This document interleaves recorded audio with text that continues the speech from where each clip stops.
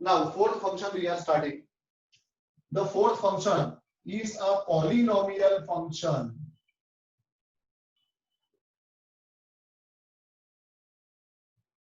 ये तो बहुत सिंपल है, हमने 10th में भी पढ़ा है। पॉलिनोमियल फंक्शन में लीनियर पॉलिनोमियल भी हो सकता है, क्वाड्रेटिक भी हो सकता है, क्यूबिक भी हो सकता है, और हर एक का ग्राफ अलग अलग होता है, वो भी हमने 10th में पढ़ा था। बताओ लीनियर पॉलिनोमियल का ग्राफ कैसा होता है? Straight line. Straight line, very good. Okay, quadratic polynomial का ग्राफ कैसा होता है? Parabola. Parabola, very good. Parabola open upwards भी हो सकता है, डाउनवर्ड्स भी हो सकता है, राइटवर्ड्स भी हो सकता है, लेफ्टवर्ड्स भी हो सकता है। ये राइटवर्ड्स और लेफ्टवर्ड्स हमने 10th में नहीं पढ़ा था, वो भी 11th में आएगा। 11th में एक चैप्टर आएगा कोनिक्स, 11th में एक चैप्टर आएगा कोनिक्स, जिसमें सारे पैराबोला पढ़ेंगे हम। अपवर्ड्स, डाउनवर्ड्स, राइटवर्ड्स, लेफ्टवर्ड्स, सारे पैराबोला आ जाएंगे। ओके, तो न्यूरॉन की फिगर बन जाएगी। क्या बेटा? न्यूरॉन की फिगर बन जाएगी ऐसे। नहीं, पर चारों चार एक साथ नहीं बनेंगे बेटा, एक इक्वेशन का चारों में से कोई एक होगा, सबके सब साथ में थोड़ी होंगे। उसके बाद cubic polynomial, the graph of a cubic polynomial is irregular, है ना? थोड़ा सा अपना तो तुम्हारे जैसा है, तो याद आ गया। हाँ सर, इरेगुलर। ओके, नहीं हम तो स्ट्रेट लाइन है। तो पॉलिनोमियल फंक्शन के अंदर ज्यादा डिटेल में हमें कुछ नहीं पढ़ना है। पॉलिनोमियल फंक्शन का ग्राफ लीनियर भी हो सकता है, क्वाड्रेटिक भी हो सकता है, इरेगुलर भी हो सकता है, depending upon type of a polynomial. Okay, तो ये function f from a to b is called a polynomial function, is called a polynomial function if f of x a polynomial, f of x is a polynomial, p of x कोई भी polynomial है। Okay, लिखे मत, लिख देते हैं, इसका graph draw नहीं करेंगे। a linear polynomial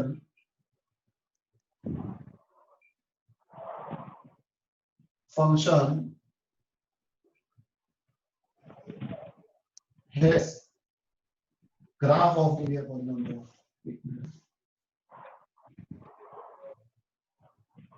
graph of linear polynomial function is a straight line. Graph of quadratic polynomial function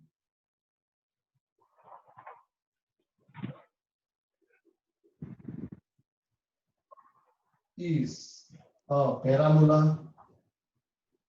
अब क्वाड्रेटिक के बाद क्यूबिक, फोर्थ ऑर्डर, जिसको बाई क्वाड्रेटिक बोलते हैं, पाई ऑर्डर बोलते हैं। ओके, वो सबका जो ग्राफ होता है वो इरेगुलर होता है, उसके बारे में हम नहीं लिखेंगे। लीनियर और क्वाड्रेटिक का ग्राफ फिक्स है, स्ट्रेट लाइन है, पैराबोला, वो हमने लिख दिया है। ओके, तो पॉलिनोमियल फंक्शन में इतना ही आएगा। इसमें कोई भी doubt?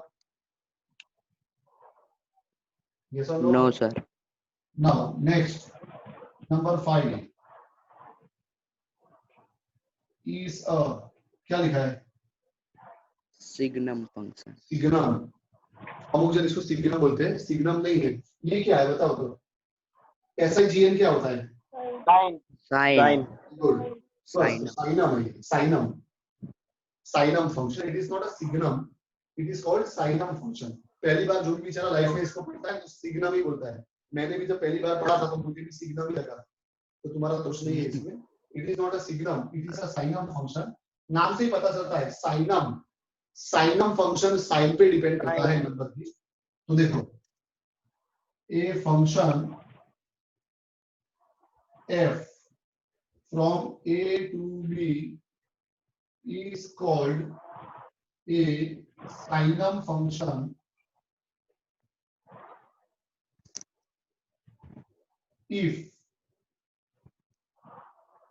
function f, if f of x is equal to, सुना ध्यान से, ये फंक्शन की तीन ही वैल्यू होगी।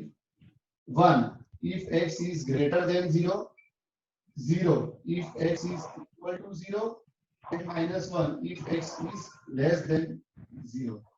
अगर x की वैल्यू नेगेटिव होगी तो फंक्शन का आंसर हमेशा -1 आएगा। अगर x की वैल्यू पॉजिटिव होगी तो फंक्शन का आंसर हमेशा +1 आएगा, और अगर x की वैल्यू 0 होगी तो फंक्शन का आंसर हमेशा 0 आएगा। यानी इस बार हम x और fx का ग्राफ बनाएं, पहले टेबल बनाए तो क्या होगा, x की वैल्यू 0 पे फंक्शन भी क्या होगा 0, x की वैल्यू 1 पे 1, 1.1 पे v1, 1.2 पे v1, 100 पे v1, क्या बोला मैंने, 1 x की वैल्यू अगर ग्रेटर देन 0 है अच्छा पॉजिटिव होगा। तो फंक्शन का आंसर हमेशा 1 रहेगा। x की वैल्यू अगर 1 करोड़ है तो भी आंसर क्या रहेगा 1 1। x की वैल्यू √2 है तो भी आंसर क्या रहेगा फंक्शन का 1। 1 अगर x पॉजिटिव है तो फंक्शन हमेशा 1 रहेगा। उसी तरह से अगर x की वैल्यू नेगेटिव है -0.5 तो आंसर -1, -1 पे -1, -1, -100 पे भी -1। ओके, मतलब ये फंक्शन किस पे डिपेंड करता है, x की साइन पे। अगर x पॉजिटिव है तो फंक्शन की वैल्यू 1, x नेगेटिव है तो फंक्शन की वैल्यू -1, और अगर x की वैल्यू 0 है तो फंक्शन भी 0। अंडरस्टूड? यस और नो? Yes sir. तो देखो साइनम फंक्शन का ग्राफ कैसे बनेगा, साइनम फंक्शन का ग्राफ कैसे बनेगा, x x dash y y dash, x की वैल्यू 0 पे फंक्शन की वैल्यू भी 0 होगी तो इधर आएगा 0 पे 0, एनी डाउट? और जैसे ही x की वैल्यू 0 के जस्ट राइट में जाएगी, सुनना, x की वैल्यू 0 के जस्ट राइट में जाएगी 0.1 0.2 0.3 कुछ भी होगी तो फंक्शन का आंसर क्या हो जाएगा 1। ऐसा आएगा इस तरफ 0.1 पे 1, 0.2 पे 1, 0.3 पे 1, 0.4 पे 1, 1 पे भी 1, 2 पे भी 1, 3 पे भी 1, 100 पे भी 1। अंडरस्टूड? और Yes, इसको मैंने sir. क्यों खाली रखा है, इसको मैंने क्यों नहीं भरा, इसको मैंने डार्क क्यों नहीं करा? अगर मैं इसको डार्क कर दूंगा तो इसका मतलब क्या हो गया, x की वैल्यू 0 पे फंक्शन की वैल्यू 1 है, पर क्या ऐसा है x की वैल्यू 0 पे फंक्शन की वैल्यू 1 है? नो, 0 पे तो 0 है, तो 0 पे 0 तो इधर ही आएगा। अगर मैं इसको डार्क कर दूंगा मतलब 0 पे 1 हो गया, ऐसा थोड़ी है। ओके, और दूसरा -1, x की वैल्यू जब नेगेटिव होगी -0.1 पे -1, -0.2 पे -1, -0.3 पे -1, -1 पे -1, -2 पे -1, -10 पे -1, -100 पे -1। यस और no? Yes, sir. Yes, sir. मैंने इसको डार्क क्यों नहीं किया, मैंने इसको डार्क क्यों नहीं किया? अगर डार्क करेंगे तो क्या समझ, फिर क्या हो जाएगा, जब x की वैल्यू 0 है तब fx -1 है, ऐसा थोड़ी है, 0 पे तो 0 ही है, वहीं पे डार्क करेंगे। Understood? Yes, sir. So this is the graph of a sinum function. This is the graph of a sinum function. Clear है सबको? कैसा है इसका Yes, ग्राफ? sir. कैसा है इसका ग्राफ? ब्रेक डांस करता हूँ, वैसे नहीं ब्रेक डांस, ऐसे करके ब्रेक डांस करते हो तो वैसे नहीं करते हो ना, ब्रेक डांस करते हो। इसे साइनम फंक्शन को देख के मेरे को ब्रेक डांस नहीं आता है, तो तुम में से बहुत को आता होगा, ऐसा तो है, ब्रेक डांस के फॉर्म में तो देखो, है ना? तो the graph of A साइनम function is of this type. लिख लो इसको, इसका स्क्रीनशॉट ले लेते हैं, फिर आगे बढ़ते हैं।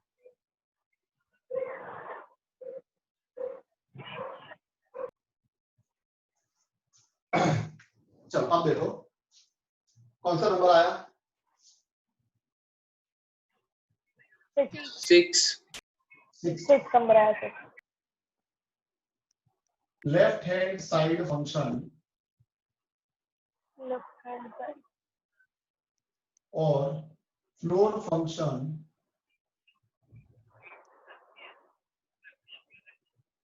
और ग्रेटेस्ट इंटीजर फंक्शन, तीन नाम है इसके, और इसके साथ एक और, हम दोनों साथ में पढ़ेंगे तो ही समझ में आएगा। इसी के साथ 7th है राइट हैंड साइड फंक्शन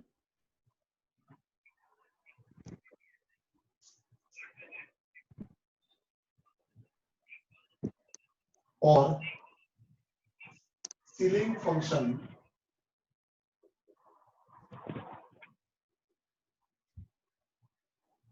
और लोएस्ट या smallest integer function.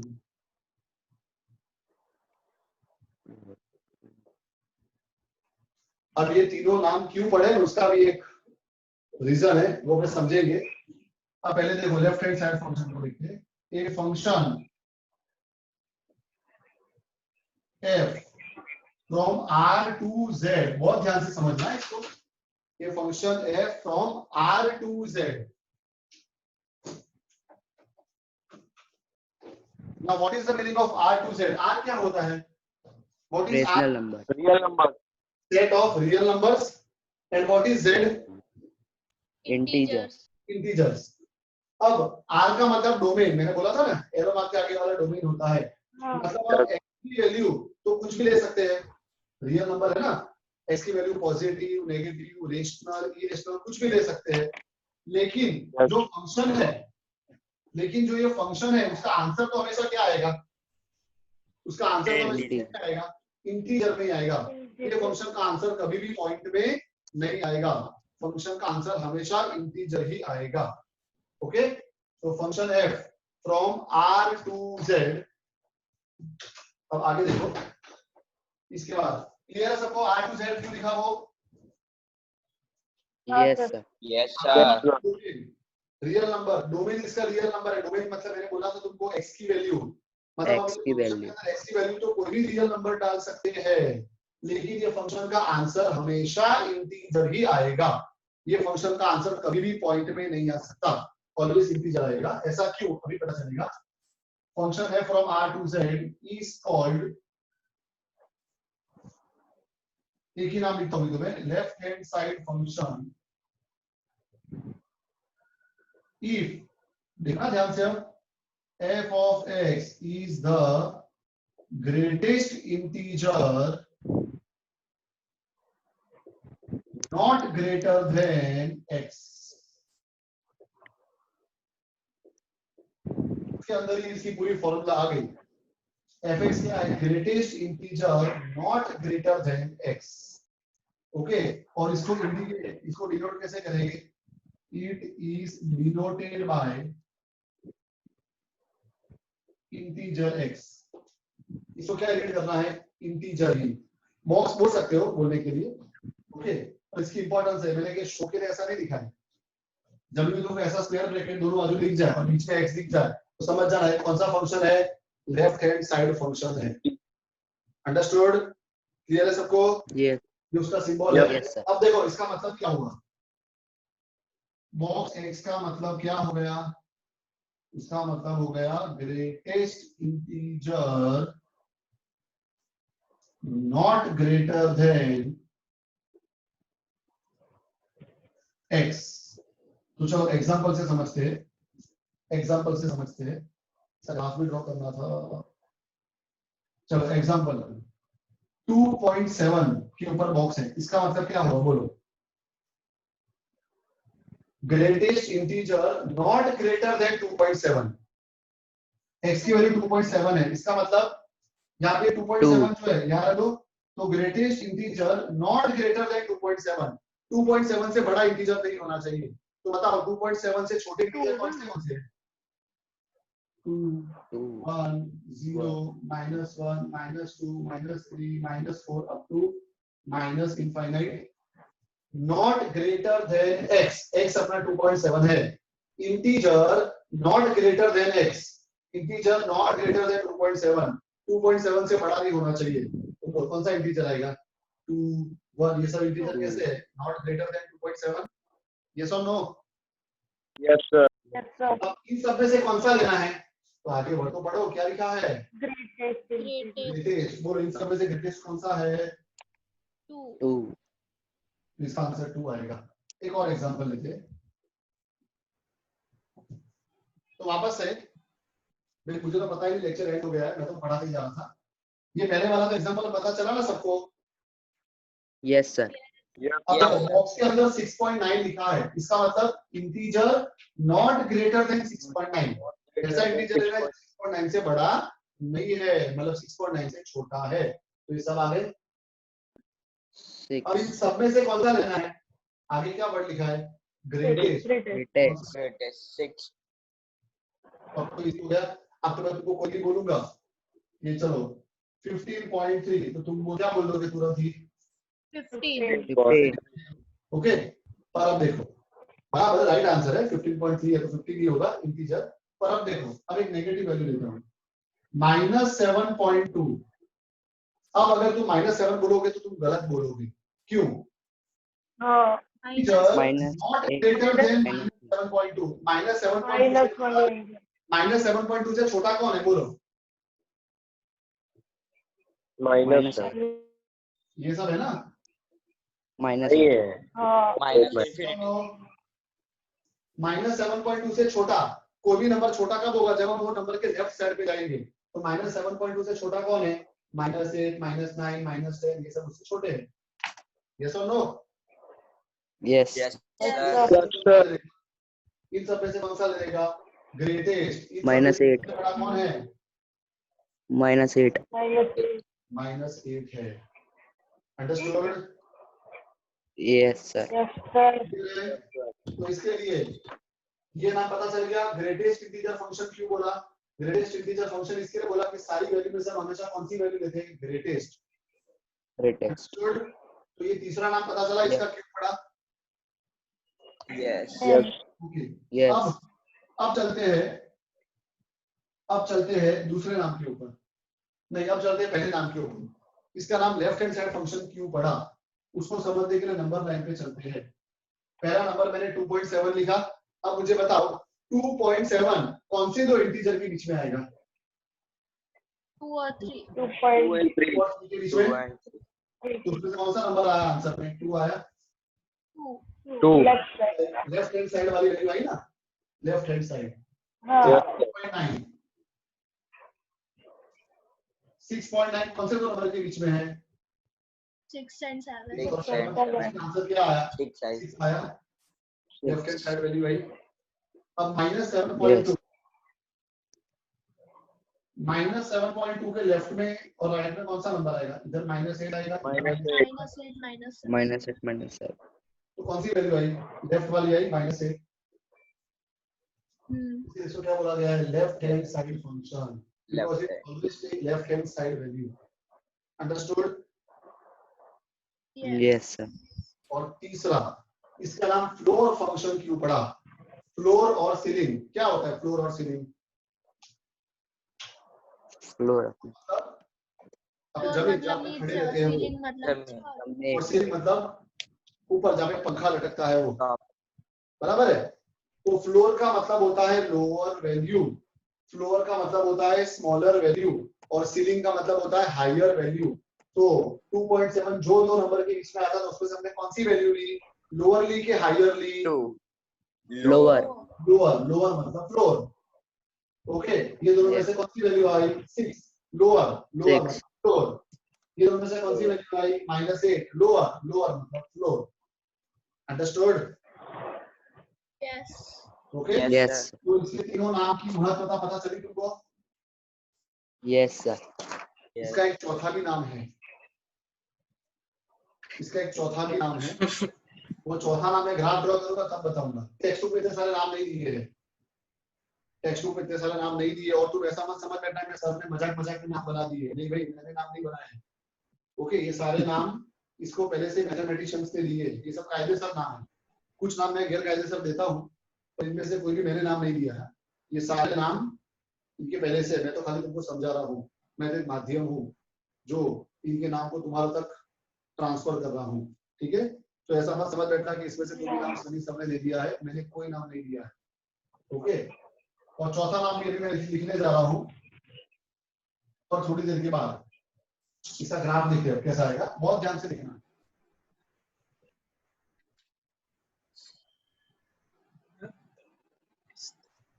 X dash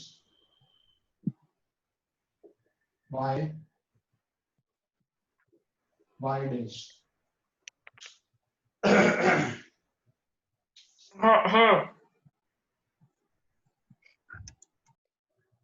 red line दिख रही है सबको? Yes, sir.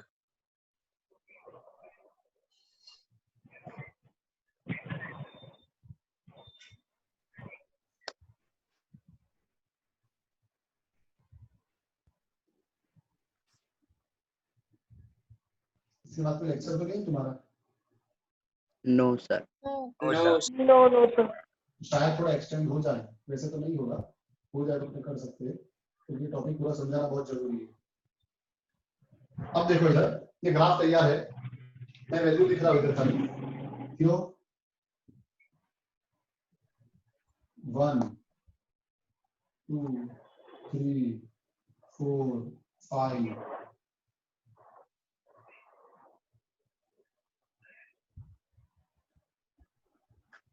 इधर आएगा -1 -2 -3 -4, इधर आएगा -1 -2 -3 -4 1 2 3 4 -5, इधर आएगा +5। अब सुनो, जो मैं समझा रहा हूं बहुत ध्यान से सुनना।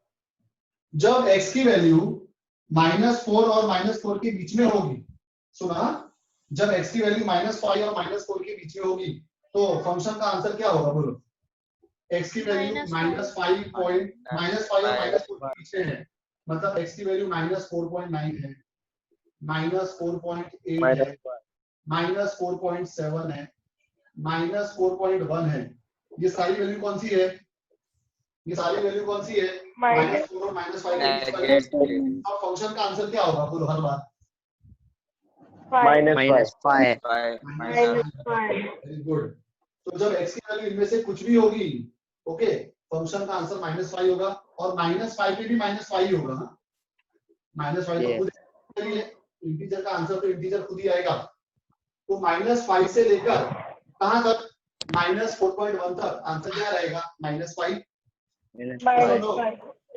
देखो Yes, sir. -5 से लेकर कहां तक?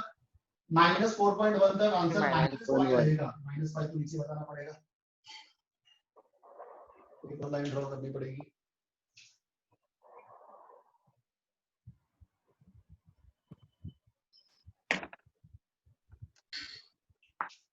ओके, तो देखो -5 से लेके -4 तक फंक्शन का आंसर -5 आया। इधर मैंने डार्क करा है और इधर मैंने डार्क नहीं करा। ये डार्क नहीं करा, क्यों नहीं करा डार्क इसको? क्योंकि -4 पे थोड़ी -5 होगा तब। -4, अब जब -4 पे हम पहुंचेंगे, -4 पे तो वैल्यू क्या हो जाएगी? -4 -3.9 पे भी क्या रहेगी? -4 क्या रहेगी? -4 अब टू -3.1 तक -4 ही रहेगी। तो -4 से लेके -4 हो जाएगी। तो यहाँ पे आ गया, ये डार्क है और ये बाजू का राइट है। ओके, इसको मैंने फुल भर दिया है और ये खाली रखा है। समझ में आ रहा है ना सर क्यों करा है सबको?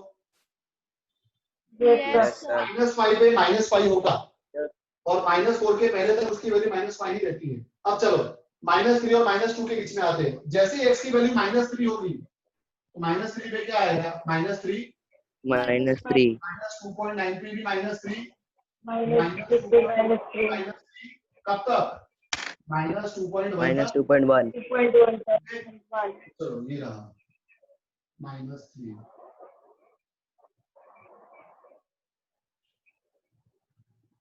ओके, मतलब लेफ्ट साइड पे डॉट भरा हुआ आएगा और राइट साइड पे खाली आएगा। ऐसा चलते रहेगा। अब ऐसा इधर भी चलते रहेगा, इधर भी चलता रहेगा, इधर भी चलता रहेगा। देखो अभी वाला समझते हैं, 0 और 1 के बीच वाला, 0 और 1 के बीच वाला समझते हैं। इसी तरह से x की वैल्यू जब 0 होगी तो 0 पे तो 0 ही आएगा, 0.1 पे भी 0 ही आएगा, 0.2 पे भी 0 ही आएगा। कहां तक? 0.9 0.9 तक। तो 0 से लेके 0.9 तक 0 आया। अब जैसे x की वैल्यू 1 हो जाएगी, 1 पे क्या हो जाएगा? 1। 1 फिर 1.2 पे भी, 1.1 पे भी क्या हो जाएगा? 1। 1 1.2 पे भी क्या हो जाएगा? 1। अप टू 1 9 पे भी क्या हो जाएगा? 1। ओके तो चलो 1 से 1.9 तक आंसर 1 रहेगा। अब ऐसा चलते रहेगा इधर भी। समझ में आ रहा है सबको? Yes, Yes, sir. sir.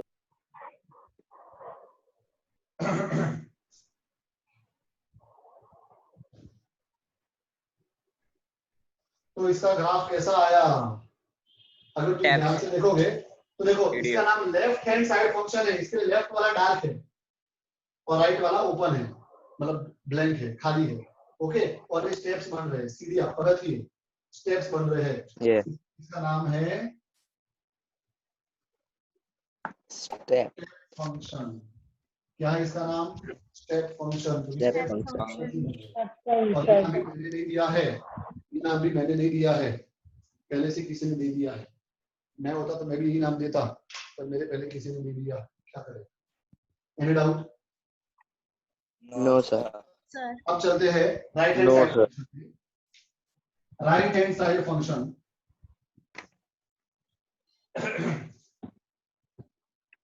a function f from r to z, इसके जैसा ही x की तुम कोई भी वैल्यू डालोगे, x की तुम कोई भी वैल्यू डालो, अपना आंसर तो हमेशा इंटीजर ही आएगा। Okay is called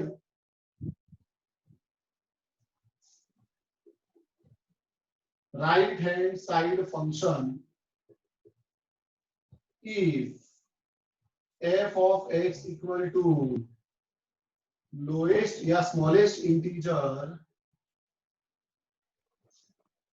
not smaller than x, not smaller than x, it is denoted by, ये greatest integer था, greatest integer के साथ not greater than x, lowest integer या smallest लिखो ना, ऐसा अच्छा रहेगा। smallest integer not smaller than x, it is denoted by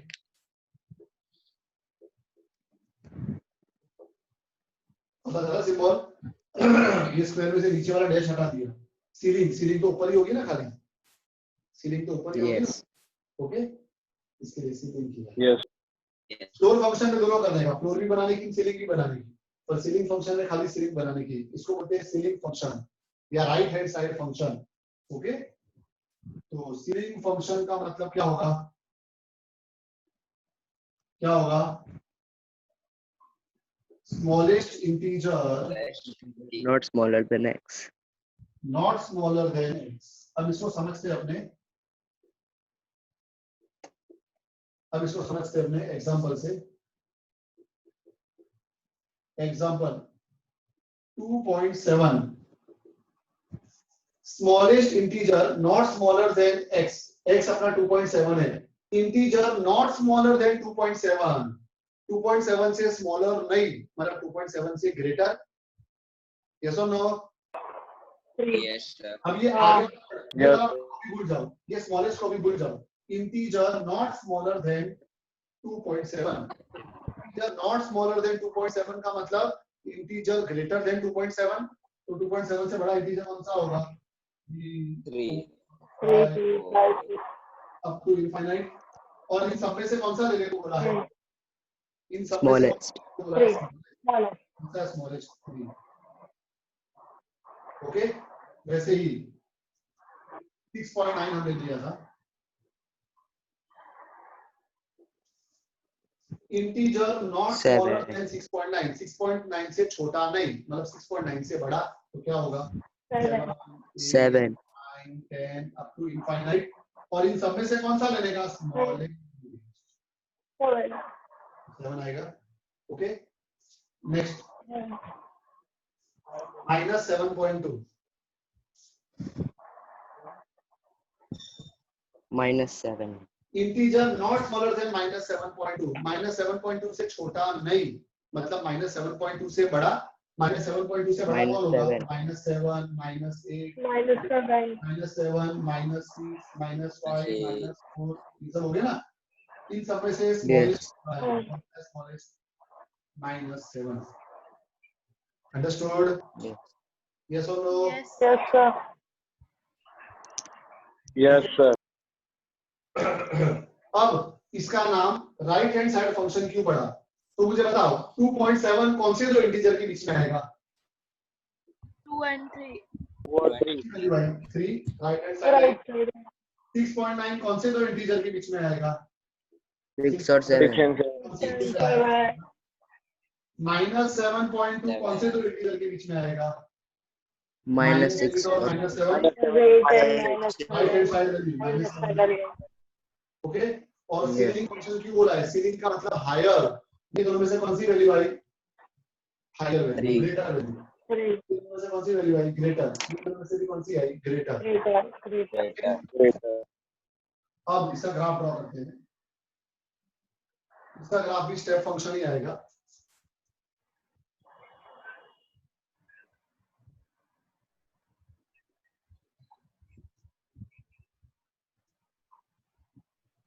ये दोनों फंक्शन, फ्लोर फंक्शन और सीलिंग फंक्शन जो हमने पढ़े हैं, ये 12th तक लड़ेंगे अपने को, 12th तक यूज में आएंगे। ओके, तो हार्डली इजी है, 12th तक काम में आएंगे। कैलकुलस में, लिमिट्स में, इंटीग्रेशन में, डिफरेंशिएशन में, हर जगह पे आएगा। ओके,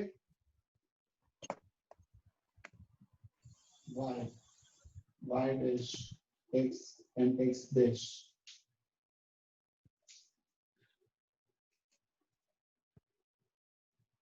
कल सब पार्टी वार्टी तो करी होगी रिजल्ट के बाद घर पे? Yes, sir. Yes, sir. क्या बना मम्मी ने घर पे? फिर कौन सी बात नहीं बनी कर रिजल्ट की खुशी में? कैरी नो रस?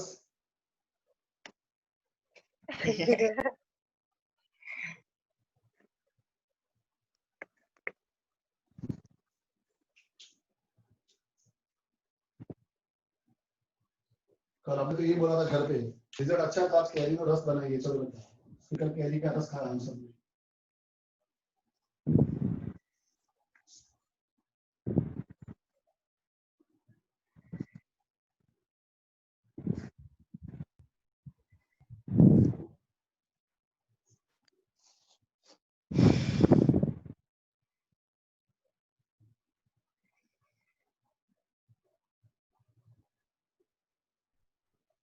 अब देखो इधर,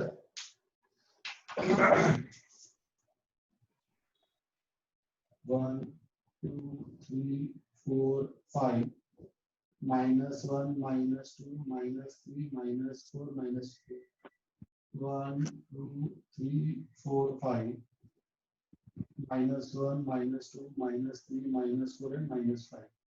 चलो देखो इधर वापस से, x की वैल्यू जब -5 और -4 के बीच में होगा, x की वैल्यू -5 और -4 के बीच में होगी, तो फंक्शन का आंसर हर बार क्या आएगा?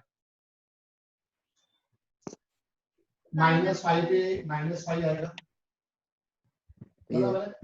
फिर -4.9 पे कितना आएगा? -4.9 पे -4. -4 -4.